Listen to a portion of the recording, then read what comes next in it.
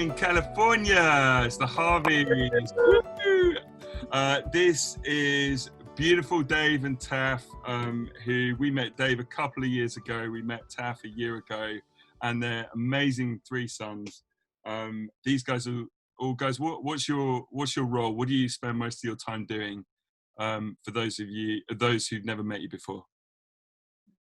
We are the directors of the Bethel Leaders Network, so we're part of Bethel Church here in Reading, and so we oversee the network of leaders and pastors around the world who want to have more deeper connection with Bethel, who are on Zoom calls monthly or twice a month with us or with our leaders, just connecting them, just trying to empower them in kingdom leadership, kingdom culture, connecting them with heaven, and connecting with ways that they can lead their churches, their ministry in it from a kingdom perspective. So, and we also have three boys, and we I think to describe us, everyone, we're Aussies, as you can tell, so I hope you can understand this, but we two core values that run deep in us is family. So we really believe in family and long-term family, so we're really sowing into our boys, and also our global network of leaders. We believe in family, and the other one is encounter. We believe in encounter, and one encounter with Jesus changes everything. So that's a little bit about us. So we're going to ask you some questions, if that's okay. There's it's not yes or no or anything like that, and you're not going to get or anything, but so guys, what does revival mean to you? What does it look like? Can you describe what revival is? Yeah, I mean, this is a great question. This is something that Bethel, this is our mantra. We have a school focused on revival and training up revivalists. To me personally, I like to keep it simple. Revival is the reviving of things that were dead, the reviving of, that separation between heaven and earth. I believe revival looks like the full manifestation of heaven on earth, not just in a church meeting. We've been in some powerful ones of those, but when you start to see cities get transformed, businesses, the science realm, the entertainment realm, when you start to see heaven come on that in a sustainable way, I really believe that's a bit about what revival looks like. And I would say, again, from the family's perspective, when families are alive to the heartbeat of heaven, when they're living it out in just a natural way, the supernatural is natural to them. It's just everyday life. It's not something weird out here, but it's just the conversations that you have are kingdom focused, are kingdom minded, that we impact, our kids are impacting their friends in the schools, in the sporting realms, wherever they go, that they're creating healthy relationships and a culture of honor, and they can pray for the sick too, just things like that become natural to them. So good.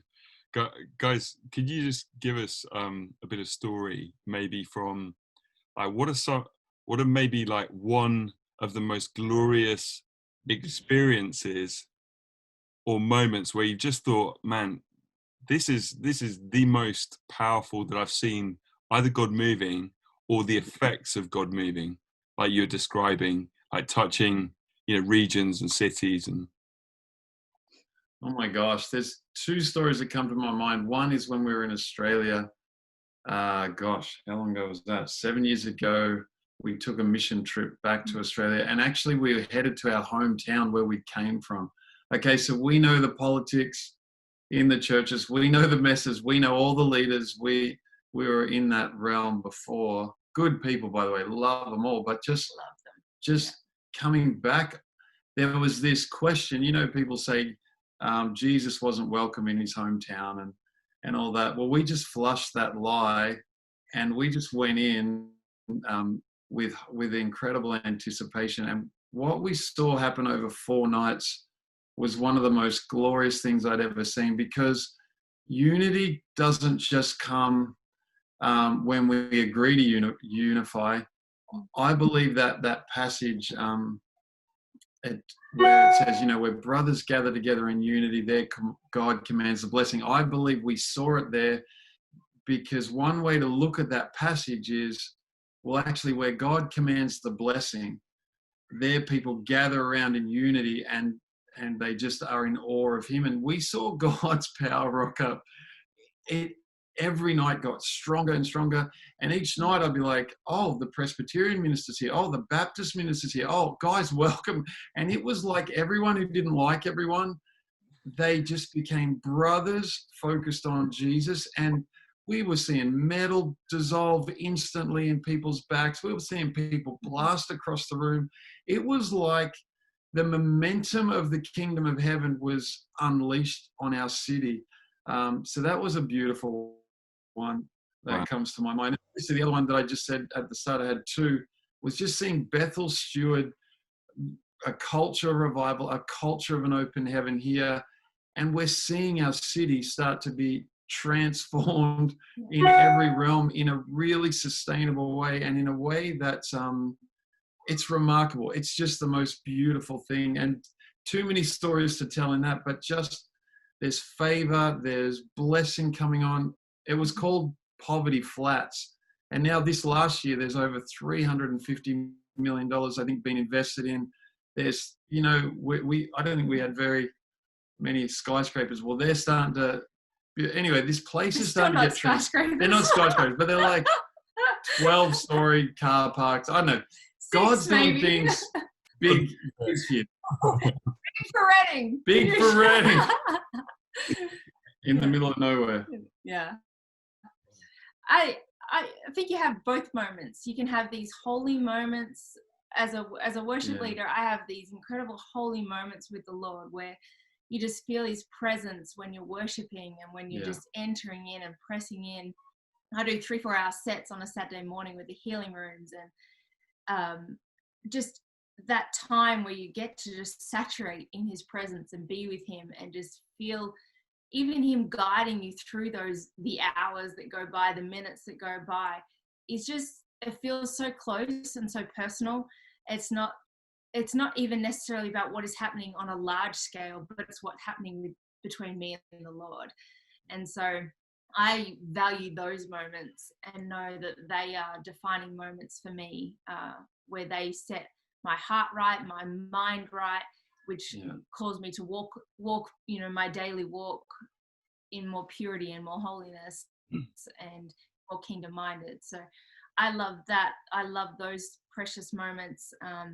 And bigger things have come out of them. You feel when it's a corporate thing, when there's a corporate thing happening in the room where people are getting healed, where everyone's encountering the Lord. They are incredible too. But I'll never underestimate those intimate moments for myself. And as Dave said, the other part of it is the citywide transformation. I'm a very practical person. I always talk about the foundational things, setting up the systems, kind of thing. Dave's this big visionary guy and loves to see it. So when revival looks practical to me, I love that as well. Like revival can be messy and people out on the floor. Revival can be our city is transformed, our bushes and our trees are trimmed and our lawns are mowed, through our city. We got rid of the blackberry bushes. We're cleaning up our city. Like the practical application where it's like we have such a revelation of who God is and his love for us and his love for the planet and the world, that when we can take it to a practical level and we invest in the city we're in, I love that. I love seeing that. That to me is just as much revival as it is the wiped out on the floor under the presence of God. It's definitely not something that's a meeting focus, I would say. Like there are powerful meetings in it, but it literally must become the fabric of everyone. Everyone as a result of revival starts to become more like Jesus, lays their life down. Like even where there's racial tension, rather than just having a great rally, preaching the gospel and that's it.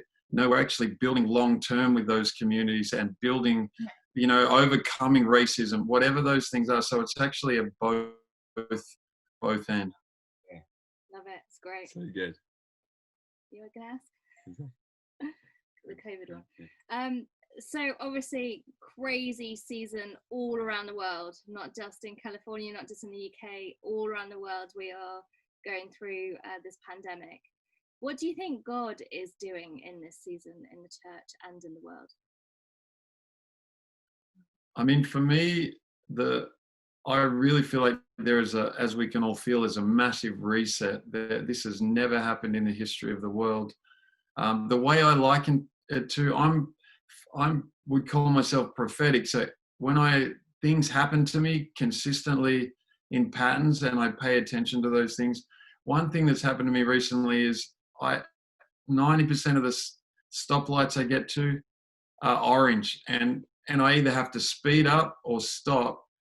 And I've been asking, Lord, what are you doing? It's really annoying. It's actually kind of like, and I speed up often, I have to confess in front of everyone. But, and I hadn't heard anything until just the last few weeks. And the Lord said to me, Dave, the orange is the middle between two completely different seasons.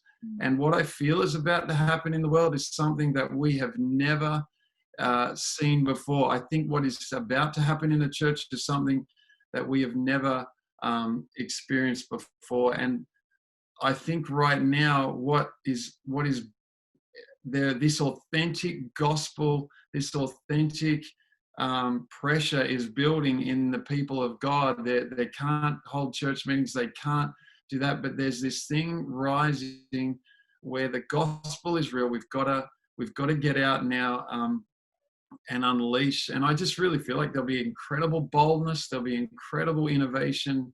The church is going to look so different after this in many ways. So I'm excited. I really, one of the things I would say is 2020 is the year, in the Hebrew, it's the year of open your mouth wide and let wisdom out, or zip it shut. And I really feel like this is going to be a year where right now we're meant to prophesy, we're meant to listen and prophesy what is to come, because it's going to be so different. Yeah. Wow. Yeah. And obviously we don't believe that God caused COVID. We don't believe that he's the source of it all, but does he use it? Absolutely. And I think he's putting people in a position where we're asking questions, seeking out, what am I doing? What should I be doing? What is the Lord saying? Like there's a moment in time where it's almost a gift to us to ask these questions and to really hear the voice of the Lord without a lot of the other distraction. And I know people have found it very difficult, especially in some third world countries where they are so struggling, severely. And it does put a lot of pressure.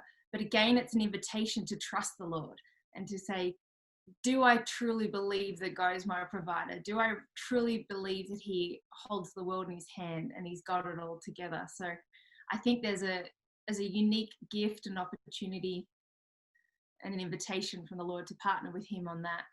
Yeah. And some other things that are going on in the world, I feel like it's a big shakeup. It's a big muddying of the water. There's distractions going on. There's things that are coming to the surface. And I feel like it's going to sift through, and the key things that really need to be addressed are going to stay at the surface and going to stay before our eyes for the rest of the year, while the rest of the stuff just dies away and disappears. So it's a good chance to reset. In the reset, I really feel like every believer listening needs to lean into the abundance of God. Like there is going to be we're already starting to see this. Isaiah 61:7 says, instead of your shame, you will have a double portion. And instead of humiliation, they will shout for joy over their portion. There is incredible resource being released from heaven right now for those that are asking for it, for those that are leaning into it. And so I think we're going to see an extravagant move of God. And what I would never do is stay focused on social media or negative stuff, because that's not the prophecy of the future. Jesus always arrives right in the middle of the storm, doing the impossible, and he invites us out to join him. So it's going to be fun. So good. So good. Guys, you've both been in our land, you've ministered in power, and it's been so fun. So you know where we are.